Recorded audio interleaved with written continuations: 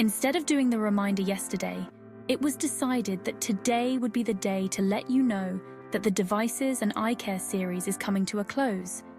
But remember, whether it's your smartphone, tablet, or even that cool new VR headset, your eyes are working overtime. But don't worry, just remember these tips while you first consult with your regular doctor and/or eye doctor. First up, the 20-20-20 rule. Every 20 minutes, look at something 20 feet away for 20 seconds. It's like a mini spa day for your eyes. Next, adjust that lighting. No more squinting in the dark, okay? Make sure your room is well lit, but not too bright. And don't forget to blink. Sounds silly, but it's easy to forget when you're wrapped up in a game or binge watching. Lastly, give those peepers a break. Take regular screen-free breaks to keep them happy and healthy.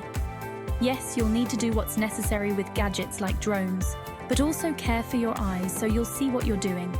Your eyes deserve some TLC too, so follow these tips and keep enjoying your gadgets without the glare.